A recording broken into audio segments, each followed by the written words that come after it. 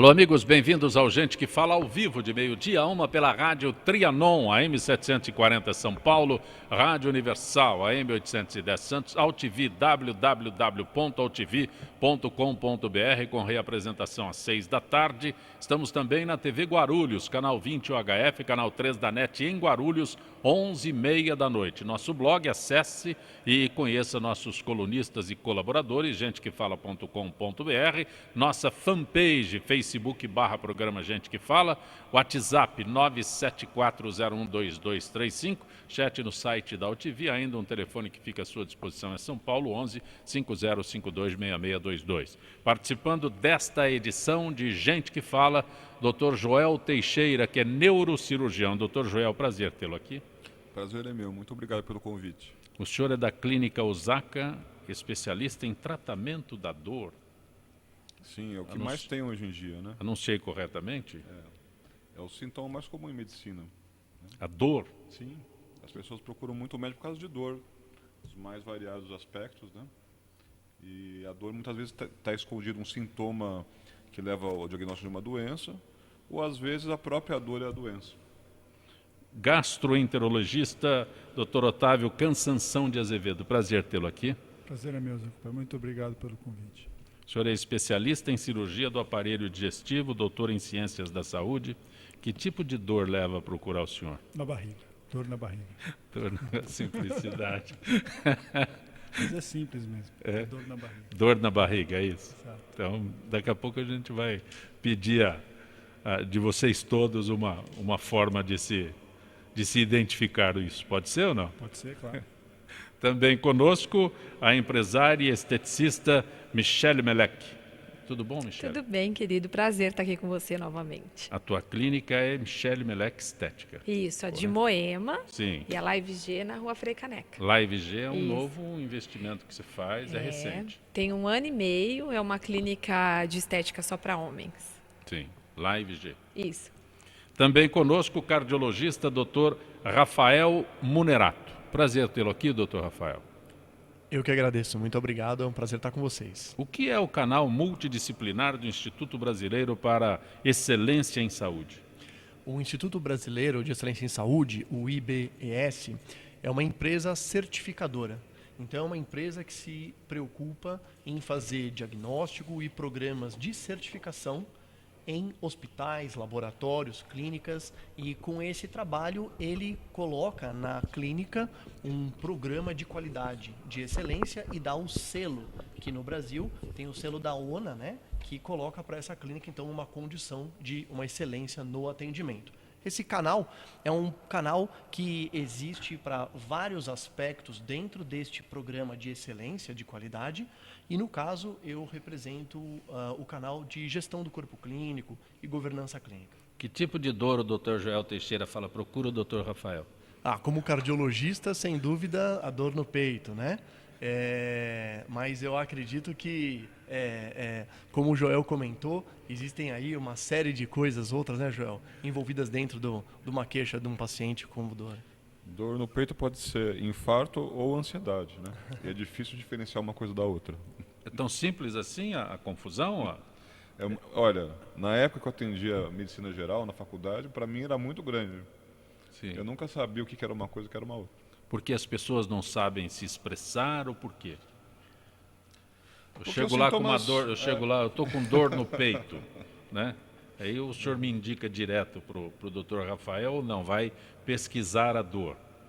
Eu quero entender isso, porque é só ansiedade? Então é só uma experiência, eu não sou cardiologista, faz Não, muito tempo que eu não mexo com isso. Sim. Mas eu vou lembrar da época que eu atendia no INCOR, que eu era estudante ainda, né?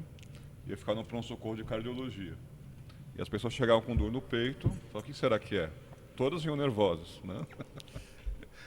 Aí fazia eletro, fazia enzimas e tal. Uma parte era infarto, outra parte era ansiedade. E eu, de observar a pessoa, eu não consegui dizer o que era uma coisa e o que era outra. É uma experiência muito pessoal minha, entendeu? Sim, sim. Talvez um cardiologista dê risada do que eu falo, mas para mim era uma experiência muito vívida. Não é para ser, não é risível, não.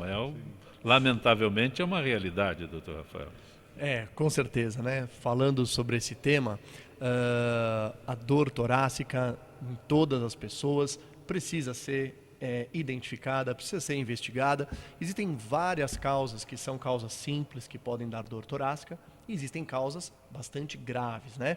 No caso da experiência que o Joel comentou, e de todo médico que atua no pronto-socorro, o papel principal é descartar essas causas graves. Fica depois muito para o acompanhamento no ambulatório, no consultório, o segmento e até outras investigações para tentar descobrir o problema, né? Doutor Otávio, quando eu perguntei no início sobre dor, o senhor simplesmente diz dor na barriga, não é? Mas é muito genérico isso. Aí eu chego lá com dor na barriga, tem um ponto específico que estaria... Tem vários. Dor na barriga é um capítulo enorme da Sim, medicina, sim, né? sim. Dor abdominal tem Sim. vários tipos e várias intensidades, mas quando se procura o cirurgião do aparelho digestivo ou o gastroenterologista, em geral é dor abdominal, né? Queixa, dor abdominal em queimação, ou em cólica, ou em pontada, ou dor súbita, dor forte, são vários tipos de dores. Porque o Dr. Joel fala com muita simplicidade, mas o assunto é muito sério, né? Então as pessoas vêm com um grau de intensidade de dor. Então nós temos aqui um cardiologista, né? E um gastro. Aí eu queria entender a intensidade da dor que me levaria a um de vocês. É isso que eu estou... É aquela dor desesperada. Né? Um pronto-socorro é a dor desesperada. Sim. Dor de fortíssima intensidade, em geral. E para um ambulatório é aquela dor crônica, a queimação, as dores diárias ou semanais que incomoda o paciente. Isso faz o Tem paciente, isso também de ser uma dor? Às vezes o paciente tem 3 vezes por semana dor. Uhum. Abdominal, dor quando come muito, queimação à noite, queimação de manhã, tudo isso leva o paciente em geral ao ambulatório.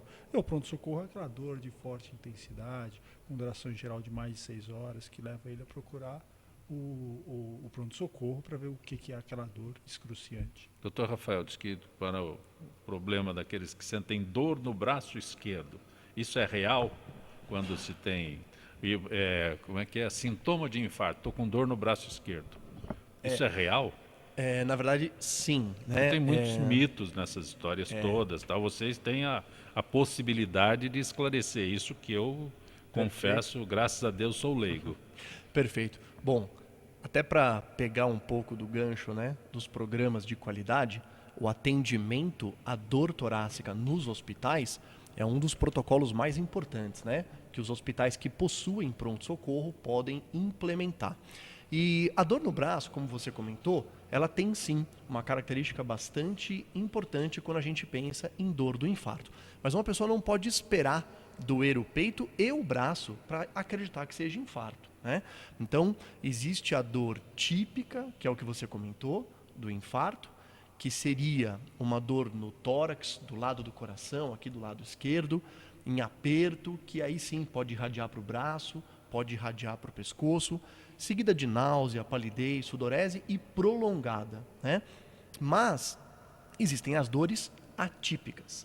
Então, o ideal, né, como o Otávio comentou, toda vez que um paciente sentir uma dor no tórax, tanto faz, lado direito, lado esquerdo, que seja aguda e que ele acredite que a intensidade seja importante, vale a pena ele procurar uma ajuda para poder ter um exame físico, exames complementares e descartar as causas graves. Doutor Joel, o senhor é neurocirurgião, a gente começou falando sobre especialidade em tratamento da dor, mas aí eu pergunto sobre hérnia, uma cirurgia, a gente já abordou isso aqui uma vez anterior que o senhor teve, hérnia de disco através de endoscopia. Isso é uma novidade no Brasil, está crescendo, qual é a situação que nós temos no Brasil? Que é muito fácil falar o que acontece nos Estados Unidos, na Europa, eu quero saber aqui. Ela foi criada há mais ou menos 20 anos, foram os pioneiros, né? Agora, no mundo inteiro e no Brasil, assim, a frequência com que ela é feita tem aumentado muito nos últimos anos. Eu diria que no Brasil, eu acho que nós estamos fazendo assim, de uma forma mais sistemática há uns 2, 3 anos atrás e principalmente do último ano para esse, né? Isso por quê? Porque vários equipamentos assim, que eram importantes, equipamentos mais avançados, eles foram aprovados para uso aqui no Brasil no ano passado.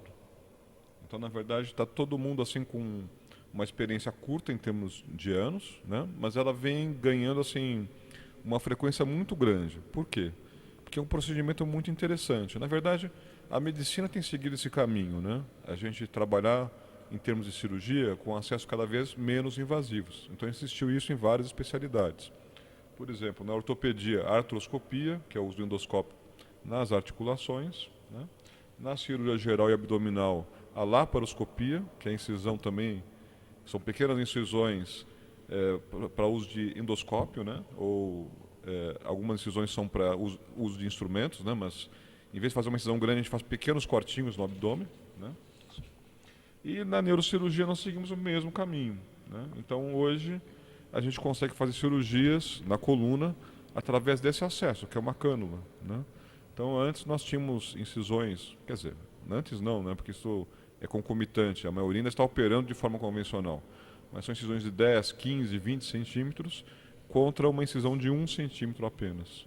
Isso com toda a segurança possível, né? Bastante visualização, um instrumental desenvolvido que a gente consegue trabalhar dentro desse acesso. O senhor tem aí uns instrumentos que eu, quando olho, já me assusto, né? O senhor mostrou essa cânula aí, mas ela é só a via de acesso, né? Então o senhor teria que usar outros equipamentos, outros instrumentos para ter o acesso direto nesta hérnia aqui. De repente eu estou me queixando de uma hérnia. Eu não sei bem se é uma hérnia não, mas procuro o senhor que eu estou com dor na coluna. Eu gosto de trazer os modelos porque eu acho que a televisão é muito visual, né? Então o espectador não vai entender só da gente falar com palavras, né? Então eu mostrei a cânula de acesso, esse é um endoscópio, né? Então isso entra dentro da cânula. E dentro do endoscópio nós conseguimos colocar o instrumental. Então essa é uma pincinha que vai retirar a hérnia. Ela é bem delicadinha e ela abre na ponta. E falando de novo a brincadeira que eu fiz fora do ar, né? Se vocês estão com medo desses instrumentos, vocês precisam ver os tradicionais. Aí sim vocês iam ter medo. Isso está superado no Brasil. O senhor disse que ainda outros colegas teus têm o método tradicional, aqueles que a pessoa sai com um corte enorme nas costas, deve ter um pós-operatório bastante longo, dolorido. A grande maioria, eu diria, porque toda mudança de técnica, mudança de paradigma na medicina, existe um tempo que as pessoas se adaptem, que aprendam novamente, porque, na verdade, uma cirurgia assim, você tem que aprender tudo de novo, praticamente. É um outro instrumental, é uma outra visualização, que é indireta, através de monitor, tudo muda. Então, primeiro, todos os médicos têm que ser novamente reeducados, né? E outra questão econômica, tudo que chega novo é mais caro, né?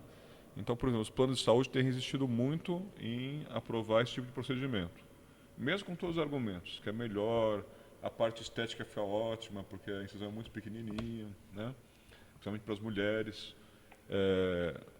Nós podemos fazer em regime de hospital dia, quer dizer, o paciente não precisa ficar internado, não precisa de anestesia geral, a gente pode fazer com uma sedação. Então, os benefícios são muitos, mas como é uma coisa ainda recente, né?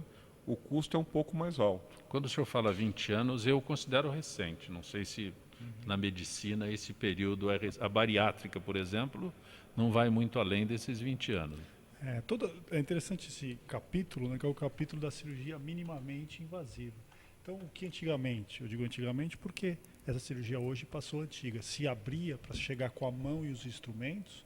Hoje em dia a gente faz pequenos acessos, onde nós introduzimos equipamentos óticos e pinças, e através desses equipamentos óticos nós manipulamos as pinças e fazemos cirurgias. Isso vai em toda a medicina, na neurocirurgia, na ortopedia, na urologia, na gastroenterologia. Antigamente, nos pacientes obesos, a gente fazia uma incisão grande para colocar aqueles grandes afastadores, introduzir a mão e fazer a operação.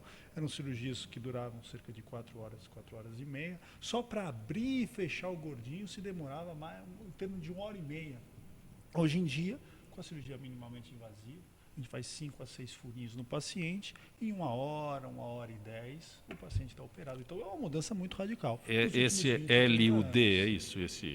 Esse procedimento é lipo-ultrassônica drenante? Não, esses procedimentos são estético. esses procedimentos estéticos. Esses procedimentos são procedimentos endoscópicos todos, com equipamentos endoscópicos onde se introduz uma ótica e por cânulas como essa, ou na barriga, ou no joelho, ou na coluna, você introduz as pinças e faz a cirurgia. A chamada cirurgia minimamente invasiva. A E bariátrica tudo hoje em dia é minimamente possível fazer? invasivo, sem É dúvida possível? nenhuma. Se faz com 5 a 6 furinhos, você Sim. opera o paciente, o que antigamente você fazia um grande corte, o paciente ficava internado 7 a 8 dias, hoje ele fica internado 2 a 3 dias só. Então mudou completamente, é uma revolução.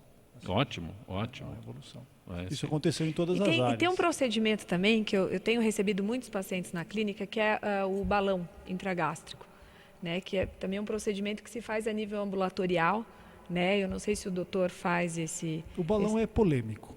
É? digamos assim, né? O balão é polêmico porque ele é um pouquinho... O balão ele é utilizado, idealmente, para emagrecer o paciente que é muito grande. Você coloca o balão, ele emagrece. Uma média e de você- 10 quilos, né?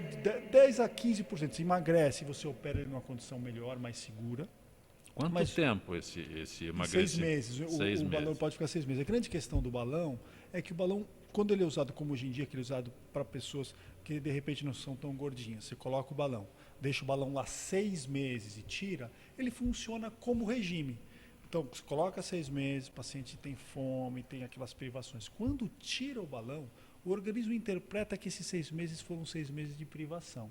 Então você tem um boom hormonal de hormônios da fome, que dão aquela fome leonina no paciente, ele tem aquele reganho de peso. Então os trabalhos mostram que o balão, como método único de emagrecimento, ele falha Ele é paliativo, mais que né? 95% das vezes. O balão, a grande indicação dele é para aqueles pacientes super obesos. Você coloca o balão, ele dá uma emagrecida e você faz um procedimento bariátrico definitivo. Essa é a boa indicação do balão. Eu tenho alguns casos, por exemplo, que eu recebo na clínica, de pessoas que usam o balão como um incentivo para fazer uma reeducação, né? Para melhorar a qualidade de vida, o estilo de vida, né? Na questão de alimentação, de atividade física.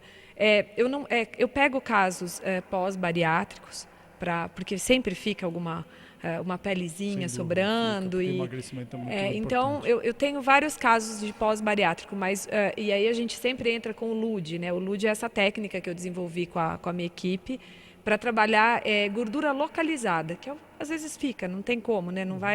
A pessoa não vai emagrecer totalmente, sempre fica uma gordurinha que incomoda e a gente entra aí com os recursos estéticos. Mas eu tenho percebido que cada vez mais, não só pessoas que precisam se submeter a uma bariátrica e precisam perder aí 10, 15 quilos para ter uma cirurgia com mais qualidade, mas pessoas que precisam perder isso de peso, né, para uma questão estética ou até uma questão de saúde. E tem usado muito esse recurso com acompanhamento de nutrólogos, né, uma equipe multidisciplinar para melhorar realmente a qualidade de vida. A ideia é muito boa, mas na prática ela não funciona muito bem. Os trabalhos mostram que você, pegando esses pacientes que foram submetidos só ao balão e acompanhando eles 5 anos, 95% dos pacientes voltam ou ao peso que ele tinha ou até mais. Porque, em geral, esse paciente que vai para o balão, ele não tem aquela, digamos assim, determinação da mudança alimentar. E a longo prazo, a mudança alimentar é que mantém o paciente magro. Tem que ter muito foco, né? Tem que ter muito Doutor Tem que ter Otávio, bastante foco. Jaime pergunta qual seria a frequência recomendada para que uma pessoa de mais de 40 anos tenha que submeter a um exame de colonoscopia e se há comprovação científica de que a ingestão diária de maçã com casca pode reduzir riscos de câncer no intestino. Jaime quer saber. Então, a colonoscopia ela é indicada acima dos 50 anos. Então, idealmente, depois de 50 anos você faz uma colonoscopia. Se estiver tudo bem, você só repete 10 anos depois. A questão da maçã com casca, não exatamente da maçã, mas há vários trabalhos que indicam que o consumo regular de frutas diminui muito o risco de câncer. Não do só a intestino. maçã. Não só a maçã. O consumo regular de frutas. Então, vários trabalhos que indicam isso fortemente. Doutor Rafael, o canal multidisciplinar, né, aborda um item que eu gostaria de saber depois dessas explanações aqui. Não é o caso, mas quando há um erro médico, nós tivemos aí as explanações de procedimentos bem-sucedidos. Mas existem realmente reclamações? Se acontece um erro médico, como é que eu posso fazer? Vou direto ao instituto, é isso? Então, na verdade, esse é um tema importantíssimo, né? Que a gente hoje não chama mais de erro médico, a gente chama de erro clínico, né? Porque o que a gente sabe é que em um hospital, durante o atendimento de um paciente, existem vários elementos da assistência que podem levar a um erro daquele Mas esse tratamento. termo é muito comum hoje em dia, tem que mudar isso, tem que tentar exato. mudar esse termo, que eu acho lógico. Sim. Erro clínico é fantástico. E o bom de tentar mudar o termo de erro médico para erro clínico é também porque dentro dessa mudança está uma das mensagens principais para se evitar os erros nos hospitais, que é o trabalho em times. Porque quando eu penso em erro médico e eu coloco foco apenas na atuação do médico, eu me esqueço do trabalho do farmacêutico clínico, que é importantíssimo, tanto para a prevenção de erros, como para ajudar a detectar alguns erros que possam acontecer, o trabalho da enfermagem, o trabalho da nutrição e assim por diante. Então, esse tema é fundamental de ser discutido, né, nos hospitais, nas clínicas, que é o erro que pode acontecer com os pacientes. É uma preocupação real no mundo todo.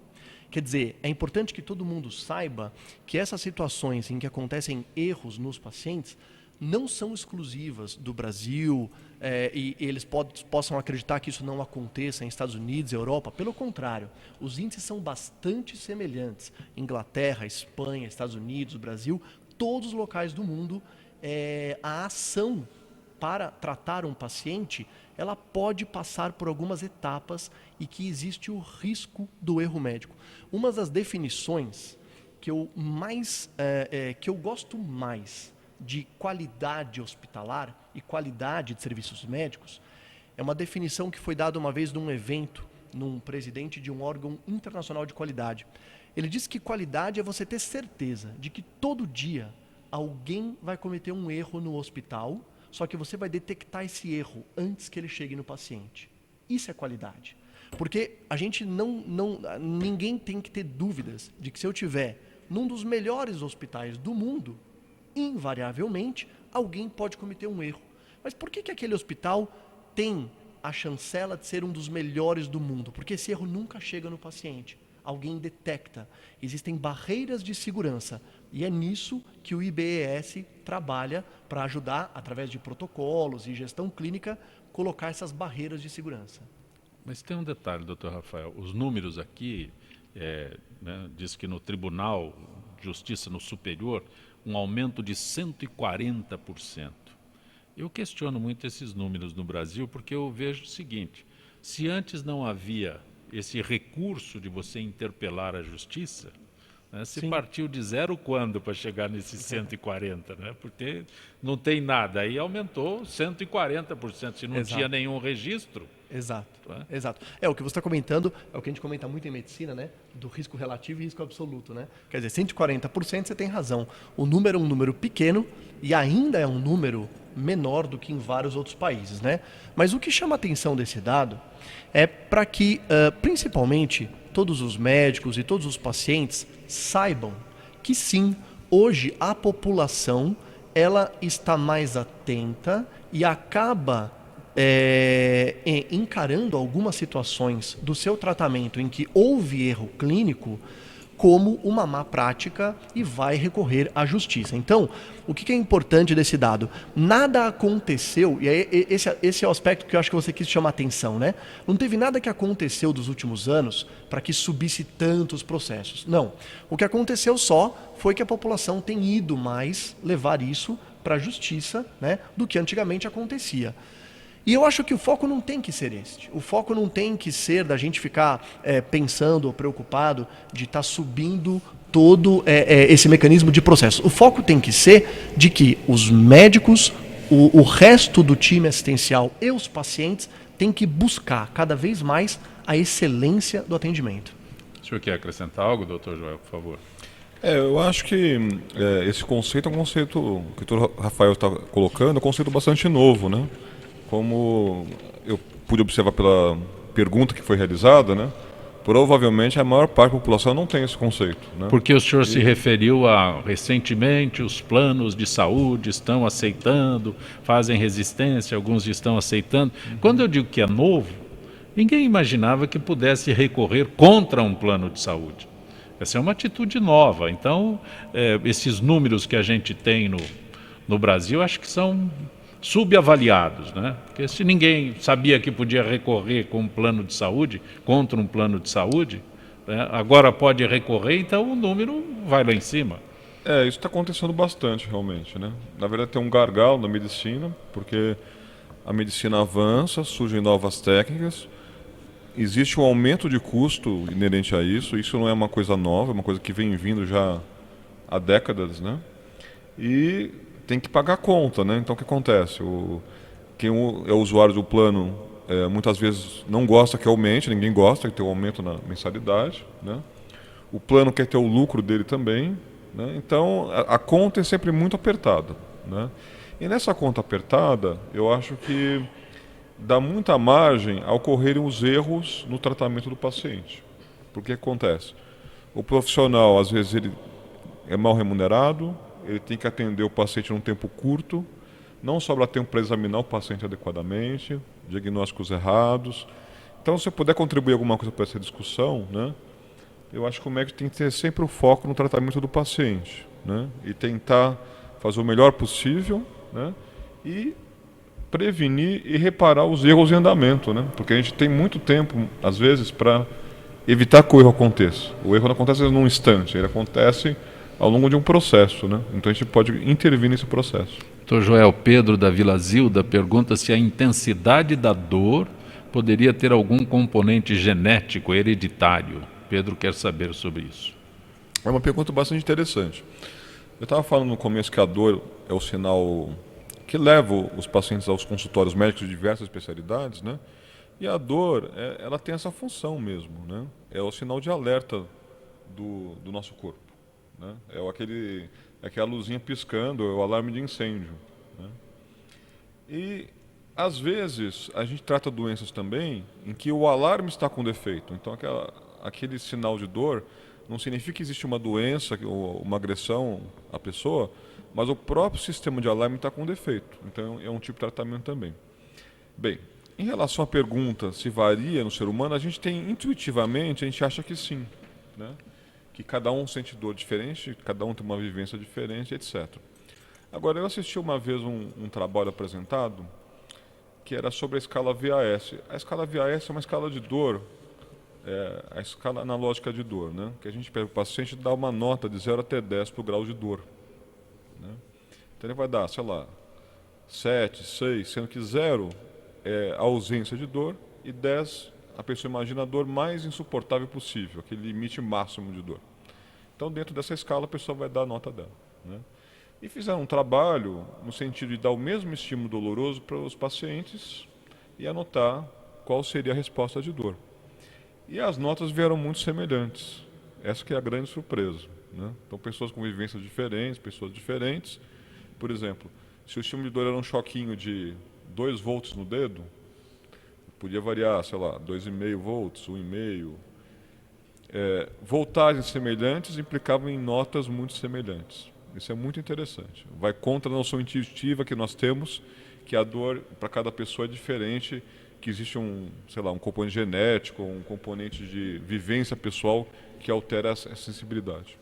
Nós vamos para um intervalo, mas, doutor Otávio, daqui a pouco eu vou querer que o senhor detalhe mais sobre a bariátrica aqui.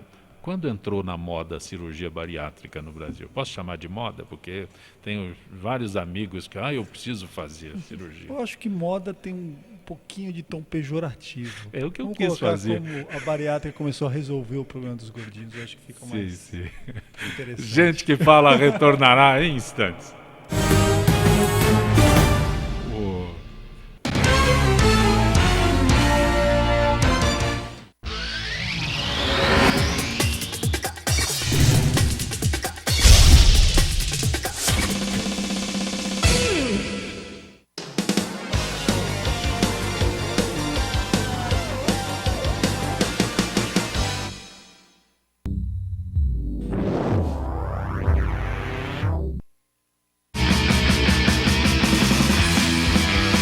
Alô, amigos, eu sou o Zancopé Simões. Acompanhe Gente que Fala de segunda a sexta-feira ao meio-dia pela AltV, www.altv.com.br, a sua TV da internet, e na Rádio Trianon, AM 740 São Paulo. Programa Gente que Fala, com as principais manchetes do dia, informação, prestação de serviço e tudo o que acontece no Brasil e no mundo pela ótica de convidados sempre muito especiais que proporcionam a oportunidade de conhecer as várias faces da notícia. Gente que Fala, de segunda a sexta-feira, meio-dia. Espero você.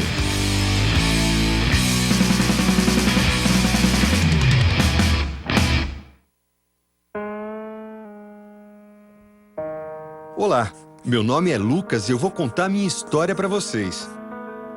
Eu sempre tive um sonho, me aventurar e conhecer o mundo. Quis desvendar os mistérios da Terra, navegar em alto mar, ganhar o céu. Era tanta vontade de fazer tanta coisa que eu nem sabia por onde começar. Foi quando descobri que, antes de tudo, eu ainda tinha um grande desafio pela frente. Eu precisava nascer. Não dava para realizar meus sonhos preso na barriga da minha mãe. Eu queria começar a aventura da vida o quanto antes. Forcei tanto que consegui. O problema é que fiz isso cedo demais. Não estava pronto. E outra vez, fiquei preso. Eu era menor do que imaginava. Como ia conseguir realizar os meus sonhos daquele jeito? Fui perdendo as esperanças.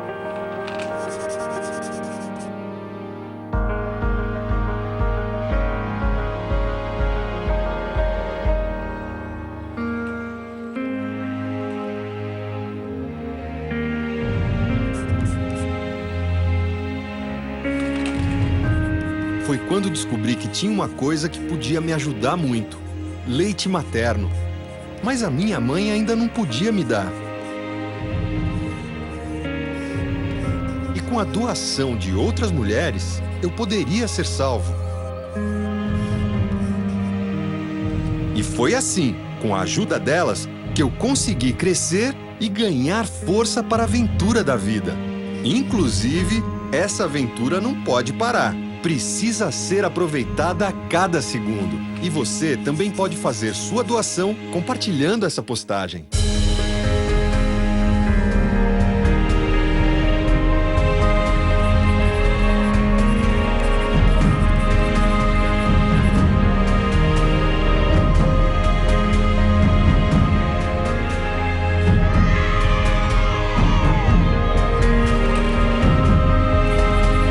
Governo Federal trabalhando para o Brasil avançar. Ministério da Saúde, Governo Federal.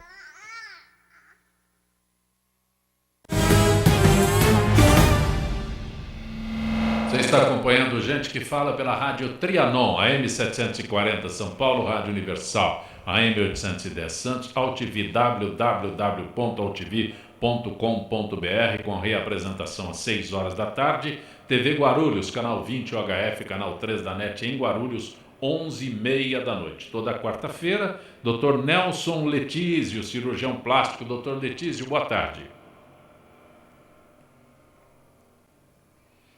Dr. Letísio, que é cirurgião plástico, participa conosco às quartas-feiras. Podemos conversar, Dr. Letísio? Com certeza, com certeza. Dr. Letísio, eu gostaria que o senhor abordasse hoje lipoaspiração. Vários assuntos, programas ligados ao emagrecimento. Um dos mais procurados com esse objetivo seria mesmo a lipoaspiração?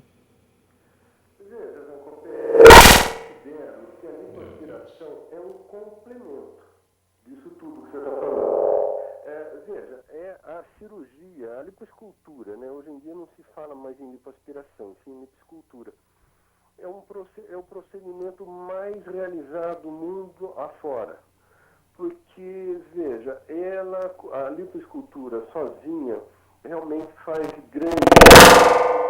Olha, depois a gente tenta um contato com o Dr. Letísio, que é cirurgião plástico e participa sempre com o nosso Gente que Fala. Estamos aqui no estúdio hoje com o neurocirurgião Dr. Joel Teixeira, a empresária Michele Belec, o cardiologista Rafael Munerato, o gastro, Otávio Cansanção de Azevedo. Quando eu falo só gastro, eu falo corretamente ou teria que dizer gastroenterologista? Doutor Letísio? A palavra é gastroenterologista. É, um barulhão, mas você estava conseguindo ouvir os acopé direito? A gente acaba fazendo clínica, mas a minha especialidade é cirurgia. Eu brinquei com o senhor antes de entrar no intervalo sobre cirurgia bariátrica, né?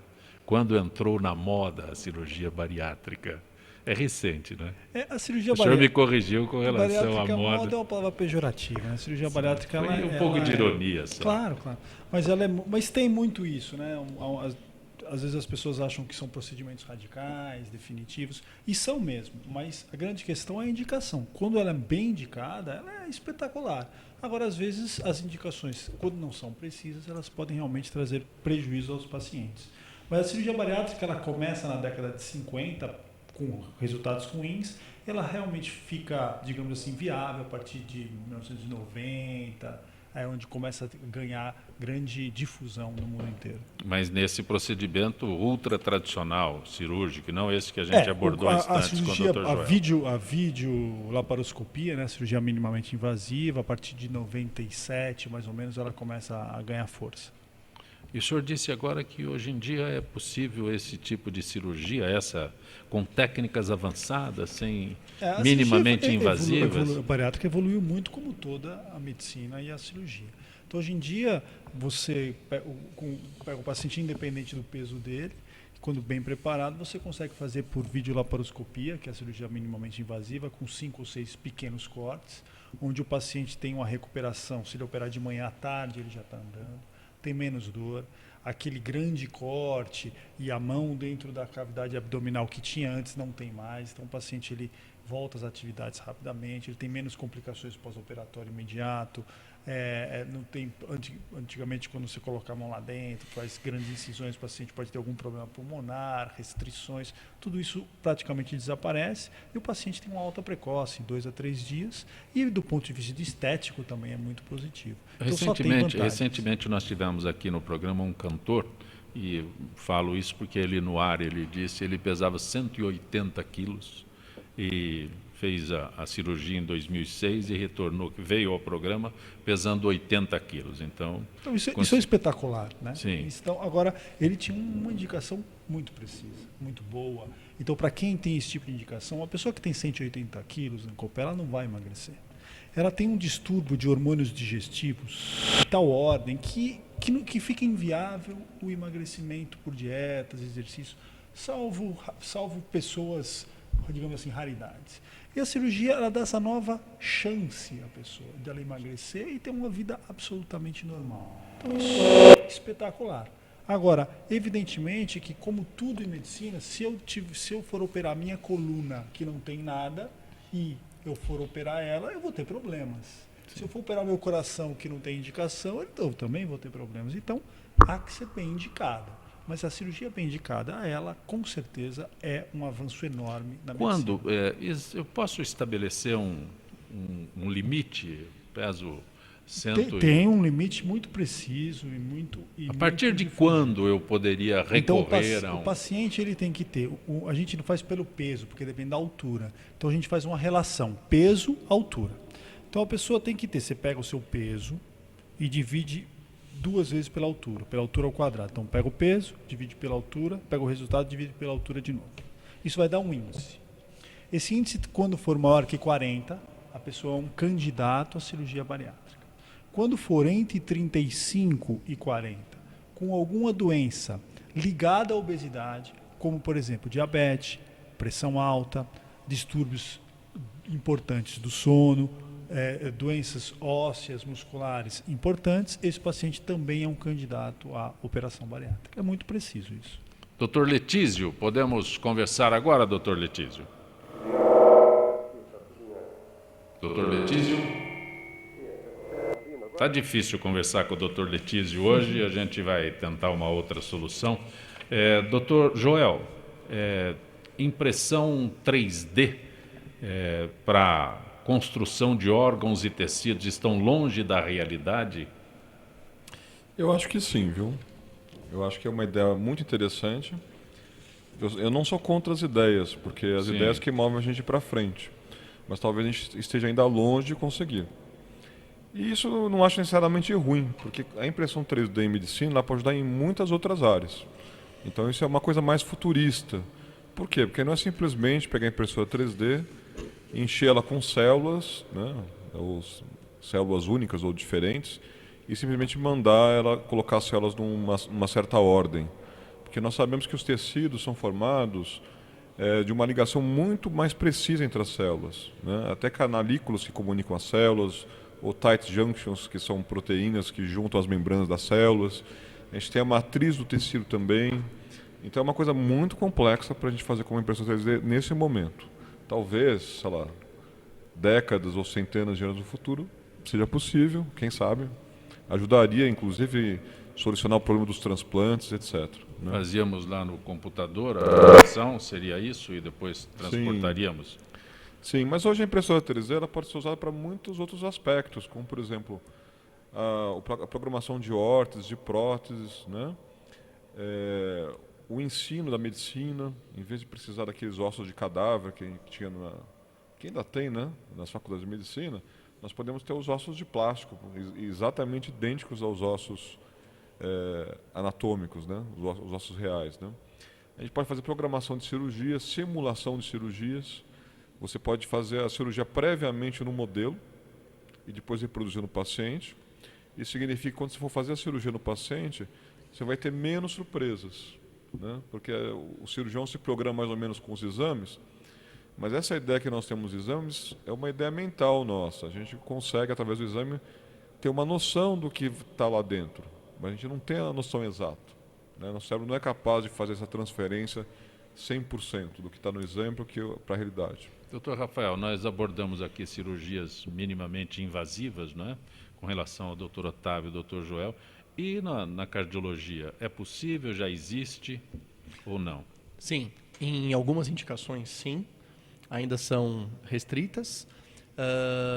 Ainda dentro desse tema das cirurgias minimamente invasivas, existe uma nova etapa, né, que é a cirurgia robótica, que seria o próximo passo da cirurgia minimamente invasiva.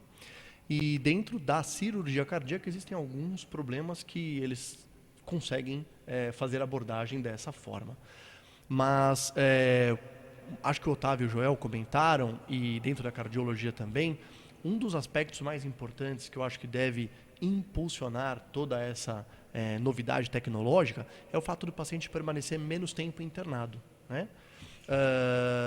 E isto é uma tendência também no mundo todo, né? A gente sabe que a quantidade de leitos por habitantes é um problema em vários países, inclusive no nosso. A gente tem muito menos leitos do que o recomendado pela OMS por habitante, mas os novos protocolos médicos vão poder auxiliar, fazendo com que as pessoas fiquem cada vez menos, né, tempo internado depois, por exemplo, de passar por um procedimento cirúrgico. Michele, me chama a atenção aqui quando eu te apresento, você é empresária, esteticista, e da clínica LiveG. Essa clínica tem um público específico, você fez dirigida para este público? Sim. Explica para a gente. O que acontece? Eu faço agora em outubro 16 anos de profissão na área estética e eu faço sempre uma analogia. Lá atrás, quando eu comecei, os homens que nos procuravam, eles ligavam, eles falavam baixo, inclusive, no telefone. Olha, tem algum horário depois do expediente? Porque eles queriam se cuidar, mas tinham vergonha, né? E isso acabou, né? Porque hoje os homens são tão vaidosos quanto as mulheres, né? Querem se cuidar, querem gostar do que vem diante de um espelho, querem estar com a pele bonita, com o corpo bacana. Então, nos últimos 5 anos, aumentou demais assim, a procura, mas assim, um número bastante expressivo. E aí eu resolvi montar essa clínica específica para o público masculino, né? Porque assim, normalmente na recepção de uma clínica, o que acontece? Tem revistas femininas, revistas... raramente tem um jornal, uma revista voltada ao público masculino. Então, lá na LiveG, nós criamos um espaço para homens, com coisas para homens. Então, a pessoa vai ter acesso lá a vários jornais tem um iPad para acompanhar lá as notícias, revistas voltadas ao público masculino, como Men's Health, Júnior, que fala muito de lifestyle, hábitos, né, moda. Então, são pacientes que me procuram que estão plugados, né? E está dando super certo, eu tenho um público super fiel, né? E as tecnologias são as mesmas, né? Então, o nosso carro-chefe hoje lá é o LUD, que é uma técnica que eu desenvolvi com mais 2 colegas, um bioquímico e um bioengenheiro. Então, é uma associação de tecnologia com cosmetologia capaz de fazer lipotripsia e apoptose, que é a quebra e o esvaziamento das células de gordura. Então, nós conseguimos tratar gordura localizada, é um procedimento não invasivo. Então, a pessoa que não quer se submeter, por exemplo, a um procedimento cirúrgico, uma lipoaspiração, né, para não ter que interromper as atividades, enfim. Então, pode nos procurar. E a nossa equipe multidisciplinar de nutrólogos e fisioterapeutas e esteticistas vão poder ajudar esse paciente a resolver esses probleminhas. Você usa um gel, esse seria um gel, Isso. elimina gordura marrom? Que Essa gordura que ela se concentra na circunferência do abdômen, né? Esse gel ele tem 14 substâncias que foram processadas em laboratório, então é um nanocosmético que tem alto poder de permeação, só que nós associamos isso a uma tecnologia, né, com correntes estereodinâmicas e ultrassônicas que vão permear o tecido atingindo diretamente o adipócito, que é a célula de gordura. Então, nós conseguimos ter resultados imediatos, né? E, lógico, aliados aí à atividade física e uma boa alimentação. Olha só, eu digo que a clínica nós não fazemos milagres, né? Sim, então, assim, os nossos serviços são coadjuvantes, né, ao Se o estilo de gel vida. valer, eu já quero um pote bem grande. Mas enfim, o nosso trabalho realmente é um coadjuvante, assim, ao estilo de vida de cada paciente. Doutor, a pergunta, acho que é para o doutor Joel aqui, diz doutor Otávio, mas a hérnia de disco já pode ser melhorada com cirurgia? O Marcos de Guarulhos. Não sei se o doutor estava endereçado ao doutor Otávio, mas é do doutor Joel, não é isso? Com certeza. Por favor. Olha, primeiro tem que falar uma coisa. A hérnia de disco é um problema muito menos frequente que todos acreditam, inclusive os próprios médicos especialistas, né? Então, a hérnia de disco se refere a um disco intervertebral que se rompeu e o material de dentro extravasou para o canal da coluna vertebral. Posso mostrar? Por favor, esse material que o senhor tem aí, qual que a gente... O canal está aqui, olha. Né? Os discos intervertebrais ficam entre as vértebras. Né? Então, quando o disco se rompe e esse material se extravasa, nós temos a hérnia de disco. Agora, essa situação ela é relativamente rara em vista de outras situações que geram dor na coluna. Por exemplo, a doença discal. Então, o disco, antes de, muitas vezes, de extravasar o material, ele fica doente. Então, ele tem diminuição da altura, ele tem uma capacidade menor de reter líquido, que é a água que dá a pressão de dentro do disco. Ocorrem as fissuras do anel do disco. E muitas dores de coluna vêm da doença discal, antes da hérnia de disco. Então, a fissura ou rachadura do anel do disco dá uma dor muito importante. Uma dor que pode até ir para as pernas, assim como a dor do coração vai para o braço esquerdo, pode ir para o braço esquerdo, né? E nós chamamos de dor referida. Existe muita confusão na medicina, achar que essa dor referida, na verdade, é um sintoma de uma compressão de raiz, né? Então, felizmente, hoje em dia nós temos técnicas para tratar tanto a dor do disco de forma minimamente invasiva. A gente não precisa nem de nada de instrumental, só com uma agulha, um eletrodo, às vezes é possível resolver, uma punção, né? E nós temos, no caso da hérnia mesmo, propriamente dita, a possibilidade de removê-la da forma endoscópica, ou seja, uma incisão de apenas 1 centímetro, regime de hospital dia, alta precoce e baixo índice de complicações. O Paulo do Tatuapé diz que tem 32 anos, 3 hérnias, L4, L5 e S1. Lombar 4, lombar 5, S1, é isso? Essa é uma das confusões que eu estava me referindo. Uhum. É difícil uma pessoa ter 3 hérnias. Ele diz que tem medo de ficar em uma cadeira de rodas se for passar por cirurgia. Faz bem ter medo. 3 hérnias. Então é difícil a pessoa ter 3 hérnias, né? Porque, como eu falei, são eventos. E a hérnia de disco, se não se fizer nada, se não se operar, que existe tratamento conservador também, ela acaba por ser reabsorvida, porque aquele tecido que saiu para fora do disco, e sem vascularização, sem chegar sangue, oxigênio, glicose, etc., ele por si só é reabsorvido.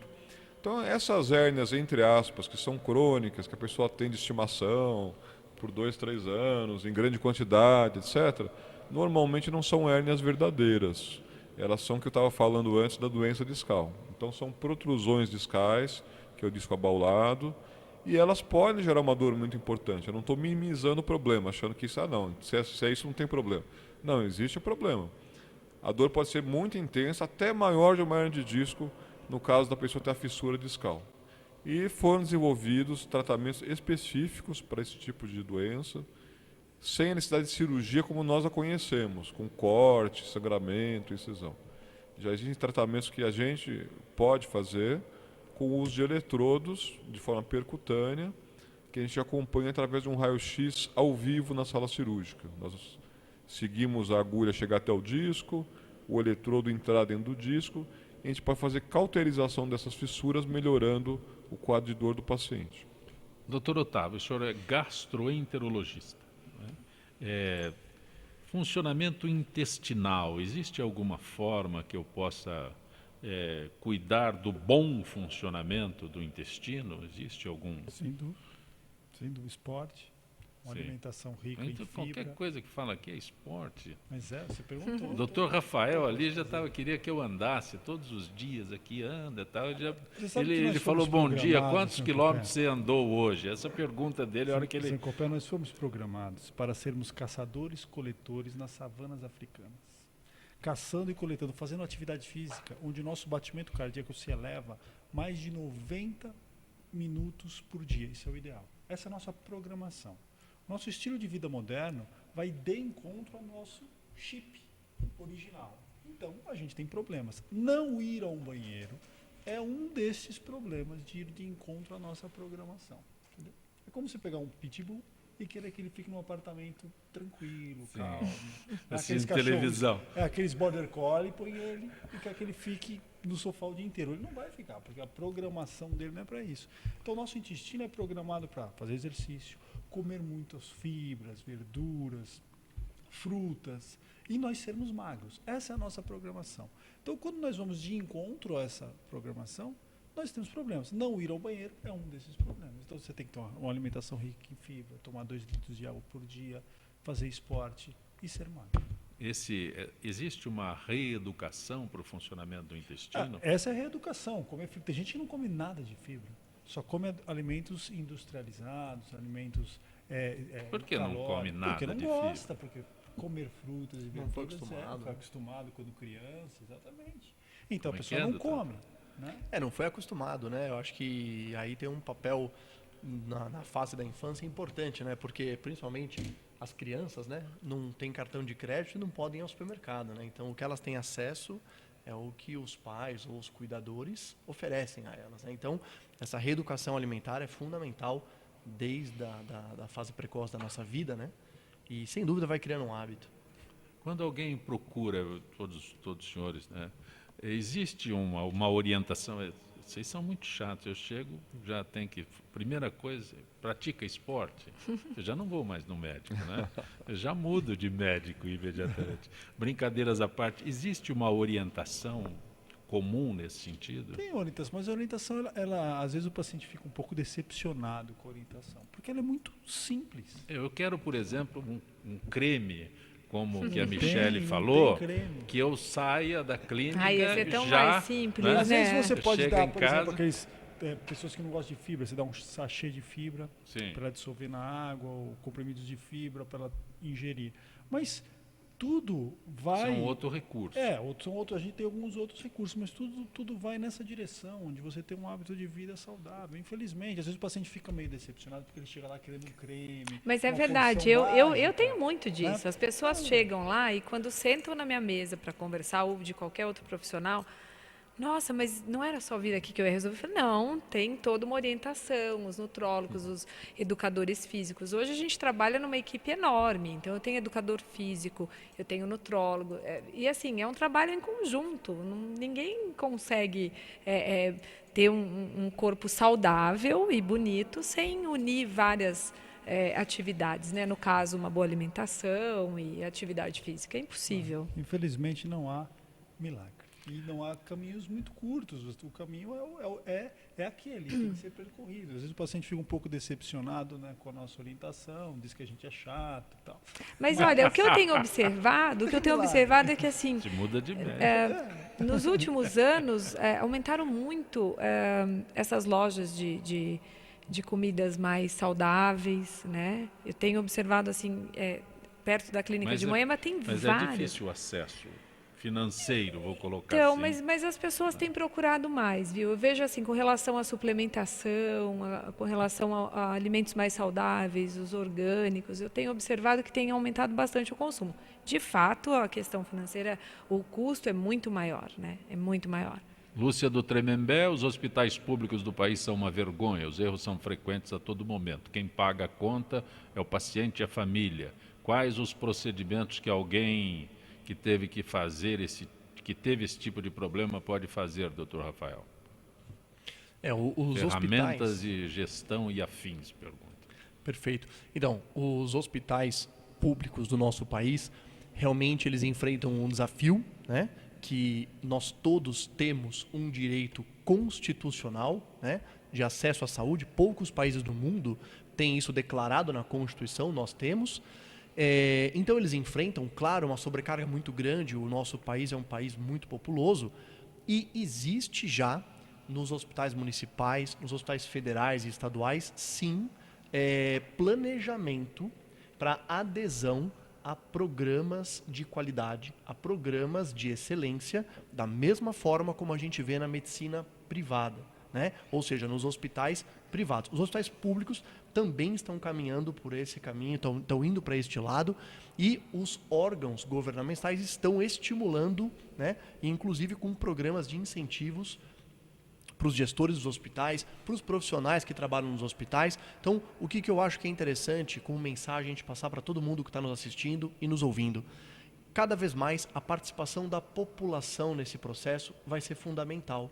Então, independente da gente estar num hospital público ou um hospital privado, o paciente tem que participar, né? Procurando saber naquele hospital como é que são, né, os programas de qualidade que ele está inserido, como são os resultados daquele tratamento que ele foi buscar naquele hospital, como é a equipe médica, se aproximar da equipe médica, interagir mais com a equipe médica e a equipe multiprofissional, porque, inclusive, essas atitudes ajudam a mudar um pouco da cultura. Doutor Otávio, uma última pergunta da Lúcia. As fibras auxiliam mesmo os inchaços estomacais? Aqueles pozinhos que compramos em farmácias que podem ser diluídos na água ajudam mesmo? É a Lúcia. Aqueles, ela deve estar se referindo a tipo estomazil, essas coisas, antiácidos, eu imagino. Não sei. Pozinho que pode ser diluído na água. São os antiácidos. Eles dão alívio imediato em geral, mas não ajudam sim num tratamento a longo prazo, porque eles não inibem a produção de ácido. Doutor Otávio Cansanção, uma forma de entrar em contato direto com o senhor? Pelo meu site, cirurgiadaobesidade.med.br, lá tem todos os meus Cirurgia da Obesidade. .med, de medicina.br. Grato por ter vindo. Muito obrigado Gente pelo que Fala. convite. Doutor Rafael Munerato, como a gente entra em contato com o senhor? O site do IBES, né, ibes.med.br. Doutor Joel Teixeira, Clínica Osaka, como se entra em contato com o senhor? www.clinicosaka.com.br. Grato por ter vindo ao nosso Gente que Fala. Michele Melek. Isso, .com.br ou liveg.com.br. Live G, são duas distintas, né? Sim, são duas clínicas. Michele Melek Estética Avançada, aqui na Ibirapuera, e a Live G, que fica na Rua Frei Caneca. Bom ter vindo ao nosso Gente Obrigada, que Fala. querido. Gente que fala tem a direção-geral do jornalista Fausto Camunha, a diretora de produção Zenilda Salvato, redação Raela Brandão, Pedro Schiavon, na pauta José Carlos Sicarelli, produção cultural Ricardo Godoy, na rádio Trianon, Benebenê, Cléo Rodrigues, Neildo Neres, Ricardo Valim, na direção da UTV Alberto Luquete, na técnica James Eduardo, Marcelo Fontan, Sérgio Oliveira e Iago Matsumoto. Estaremos de volta amanhã, meio-dia. Gratos, até lá.